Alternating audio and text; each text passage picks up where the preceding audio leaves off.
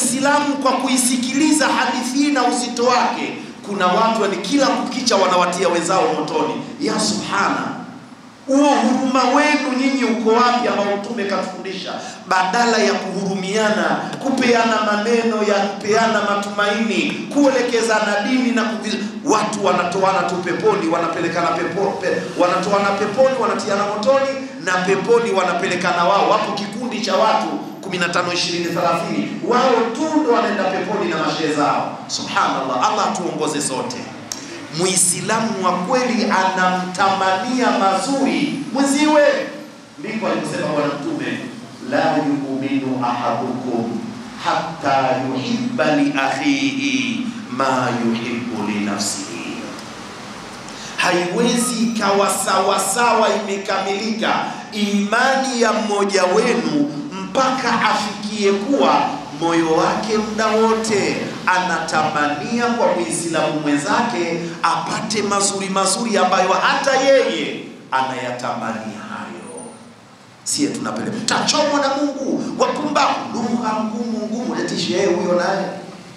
Muda mwingine yupo katika membari, shekhi anatoa maneno kama anachanga kuni. Subhanallah, Bwana Mtume Muhammad anawafundisha masahaba namna gani wao ndio warithini wa kwanza wa kazi yake ya dawa. Anawaambia yasiru wala tuasiru, fundisheni dini wenye pesi inavutia, msifundishe dini kaonekana nzito ngumu. Kisha akawaambiaje?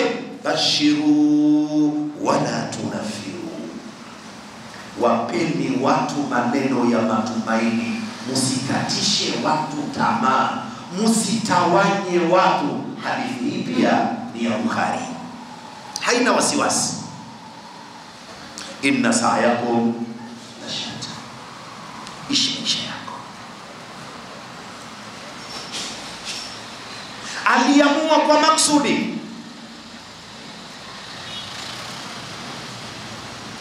yeye kaamua maisha yake awe anapenda kireba.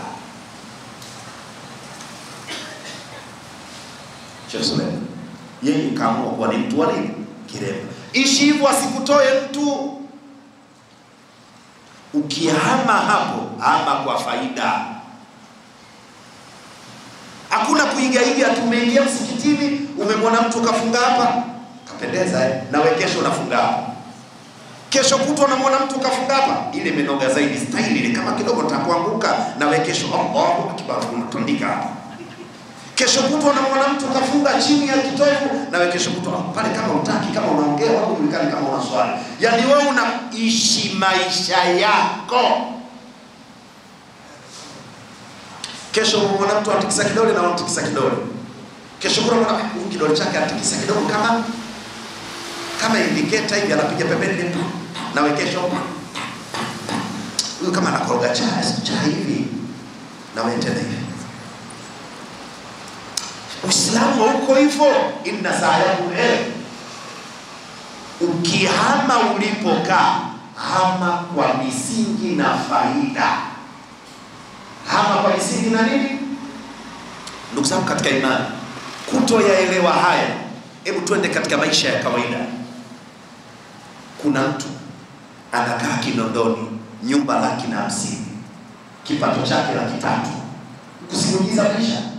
Nenda Bagala kwa Mparange, chumba 30,000, 40. Mshahara wako unafanana na kukaa chumba cha 40,000. Ishi maisha yako. Wengine wanapelekwa kuta na wake zao, midume mizima. Mshahara wako 180,000. Mkeo anakuambia anataka jiko la umeme, anataka hiki, akitoka kwenda sokoni umuandalie daladala, huyu atembee mwenyewe. Kipato chako akiruhusu, ishi maisha yako.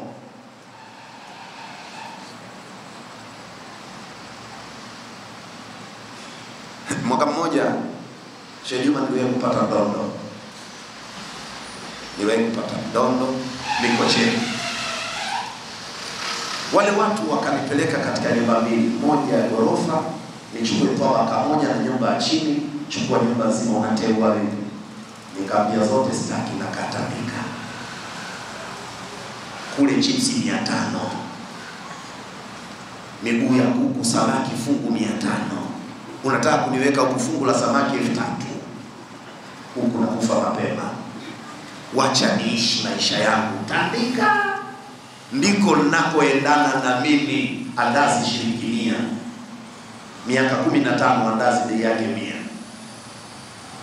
Unaishi maisha yako.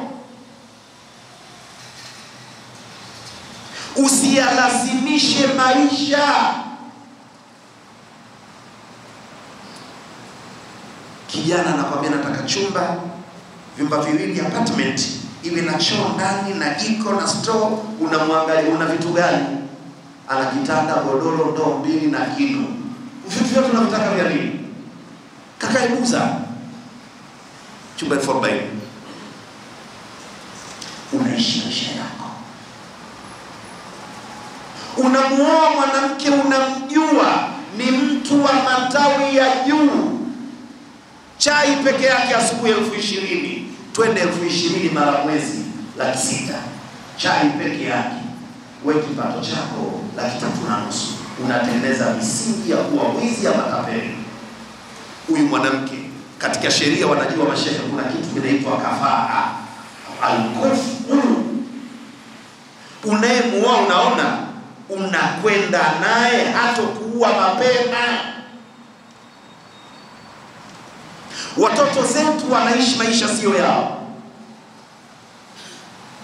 Anakwenda shule, anakutajia vitu anataka hivyo, sio wajibu wa shule, ili mradi kwa sababu kaona watoto wa kitajiri wanavyo. Anataka simu ya milioni 3. Wewe mtoto chukua Tecno, japokuwa wakati mwingine inatukana. Maana Tecno hayoni haya, wakati mwingine unaandika unamtumia mtu message inakuja inatokea na kunya. Tecno inatukana. Lakini ndio uwezo wako.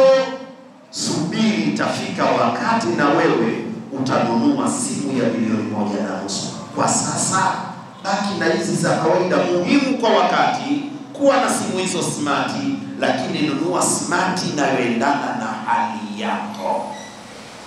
Ukija hata msikitini, imamu aswalishe kwa mujibu wa maamuma wake. Hapa sio Madina. Tuswalishe usome sura Al-An'am yote, tutakukimbia. Tuswalishe kwa tulivu. Wadhuha, watini, inna atainaka. Ama unaikata mara 2 au mara 3, sio ndio umesoma ndefu. Lam yakuni hivyo. Tumeona tulivyoswalishwa hapa swala tamu, qiraa nzuri, lakini wakati inakolea mpaka wazee wakimbii. Ishini maisha yenu, hayo maisha yenu waliokuwa sukari na pressure. Wewe unang'ang'ania tufikiri swala ya mvua, unaswalisha masaa 2 sunna. Sunna kuna wazee huku. Unatakiwa uishi, angalia aina ya maamuma wako, unaweza kuwasababishia wakatoka katika sala. Mtu atakuja kukwambia unaona anafundisha watu waache sunna. Shehe, kuna wakati tarku sunnati sunnatun. Kuna wakati tarku sunnati sunnatun. Kuacha sunna ndio inakuwa sunna. Mazingira, kwa sababu Uislamu ni dini inayoendana na muda, kila muda na kila mazingira. Angalia mazingira yaliyopo. Aya 7, 8, 10, 15 umekwenda nyingi kwa aya zile fupi fupi, aya 20 sio umepiga nyingi. Lakini huwezi kutuswalisha shehe wewe Yasini yote rakaa ya kwanza, Yasini yote maamuma sie. Kesho tunaama msikitini, wateja wanapungua. Sababu wateja wetu si ndio nyie. Mkija mkiswali tukitembeza kofia, umeme unawekwa, maji yanapanda. Bila nyinyi nani anaweka umeme? Unaona zulia linapopendeza hivi, maana linafanyiwa usafi, michango yetu. Sasa wateja kama hakuna, utakuja kufanyia imamu na mkeo. Ishi maisha yako.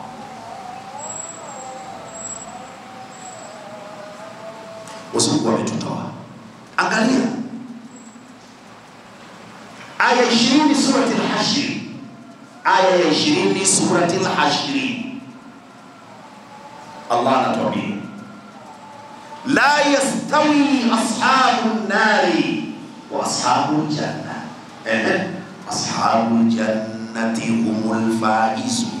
Siku zote kuonekana kwamba maisha yafanani, hawawezi wakafanana watu wa motoni na watu wa peponi, kwani hakika watu wa peponi wamefaulu kwa kiasi kikubwa sana. Unadhani hawa watu wa motoni, hawa watu wa peponi, kwa nini hawakufanana? Kwa sababu walitofautiana matendo na sifa. Matendo ya huyu sio ya huyu, kwa hiyo usiigize. Usiigize. Ukiigiza utaharibikiwa. Wazaramo na Wandengereko, sababu ndio makabila yetu. Siwezi kuwataja Wadigo. Ufika wakati tukalazimisha kwenye sherehe ya kutoa mtoto, atafanya sherehe ya milioni 2 na kukopa atakopa. Sherehe ya tim. Baada ya siku 2 sherehe imekwisha, anakwenda kukopa unga. Huyu kaingia maisha.